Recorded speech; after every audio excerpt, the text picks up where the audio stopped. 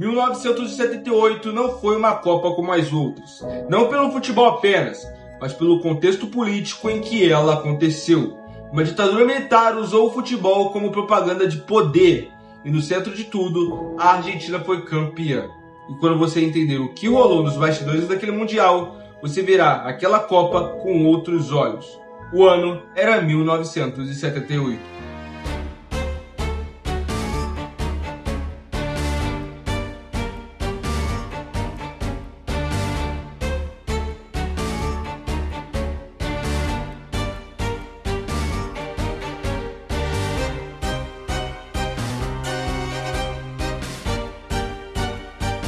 Chance de cruzamento. Boa bola!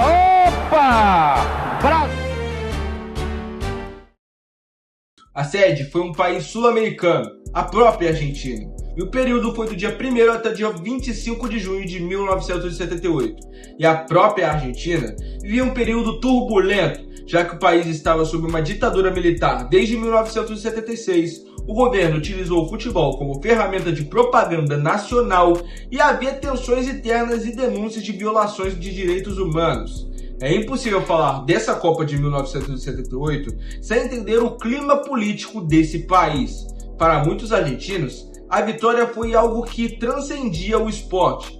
Era símbolo de afirmação nacional em meio à repressão.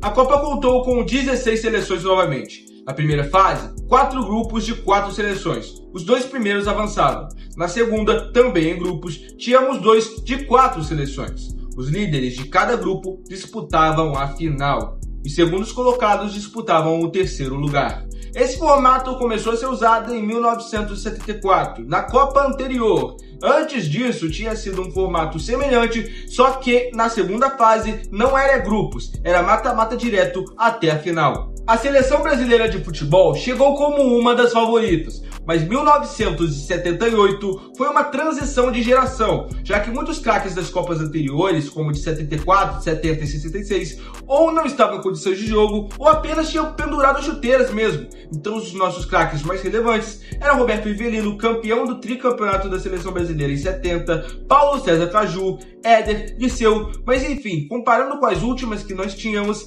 essa talvez tenha sido a pior até então.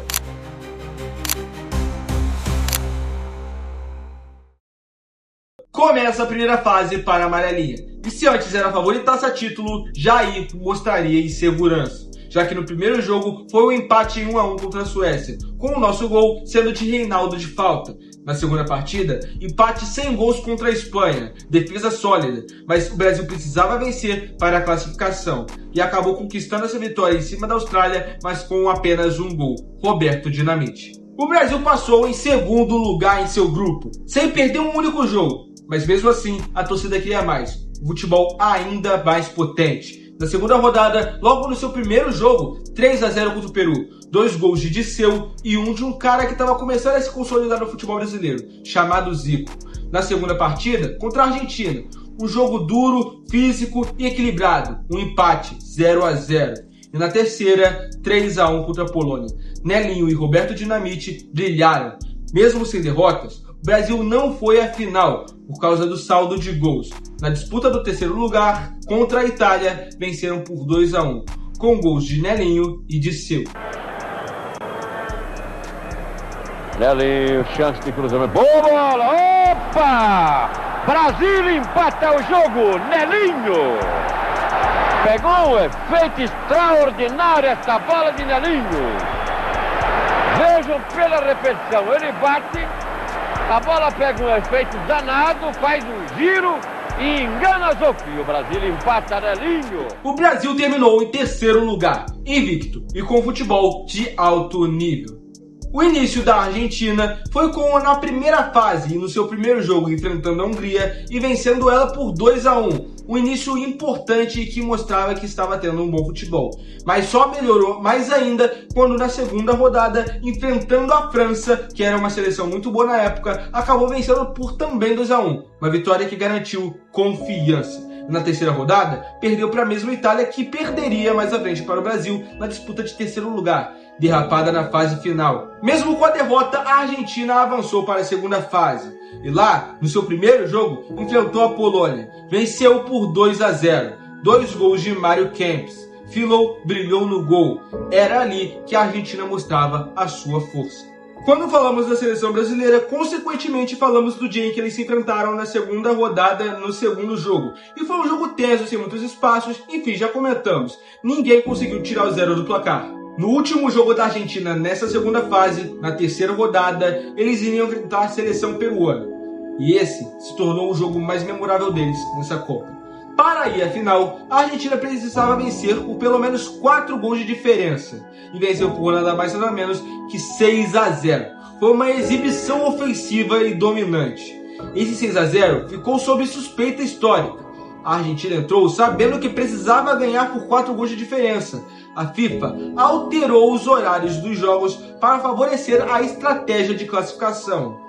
E reportagens mencionam debate político e possíveis pressões diplomáticas. O lado ruim é que não existe prova oficial de manipulação aceita pela FIFA, mas sim muitas análises e teorias documentadas na história. É uma das Copas mais debatidas que já existiu. 25 de junho de 1978. Estádio Monumental, Buenos Aires, a grande finalíssima da Copa do Mundo daquele ano. Disputada contra a Holanda, que vinha de sua segunda decisão consecutiva. Em 74, os liderados de Johan Cruyff encantaram o mundo inteiro com seu futebol. Dessa vez, ele não iria estar em campo. No tempo normal, Kempes conseguiu fazer o seu gol, porém a Holanda empatou e a Argentina buscou forças. Na prorrogação, Kempes de novo consegue fazer o seu segundo aos 105 minutos. E para selar aquela vitória, aos 115, Daniel Bertoni selou o resultado. 3-1, e a Argentina conquistou o seu título inédito.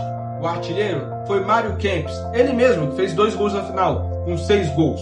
A seleção brasileira, mesmo invicta, foi terminar apenas em terceiro lugar. A partida da Argentina em 6-0 contra o Peru se tornou uma das mais controversas e uma das mais discutidas até os dias de hoje na história das Copas. E países como o Irã, Tunísia fizeram suas estreias naquela edição. 1978 não foi apenas futebol. Foi uma Copa carregada de tensão política, estratégia e emoção. A Argentina conquistou seu primeiro título mundial e isso é algo que vai ficar marcado na história do futebol para todos sempre. Mas o debate sobre como isso aconteceu atravessa gerações.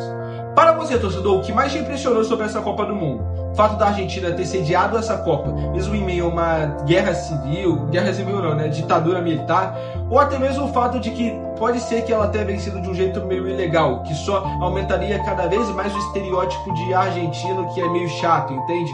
Se hoje em dia a gente vê isso já com racismo e tudo, imagina se isso é confirmado. Bom, até hoje não tem nada que prove exatamente isso, mas é uma discussão que estende a gerações. Mas agora eu vou te pedir aquela coisa que todo YouTube pede, mas aqui é diferente. A gente vai te pedir o comentário, que já vai ser o seu primeiro gol, o like vai ser o seu segundo, a inscrição, você vai fazer o seu hat-trick, você vai apertar o sininho das notificações, que vai ser o seu 4º gol, o seu poker. E o 5º, você na verdade vai compartilhar para um amigo seu, que vai ser a tua assistência, sacou? Vai fazer 4 gols de uma assistência, vai ficar com nota 10 na partida e a gente vai conseguir golear a concorrência. E é isso, pessoal. Até a próxima.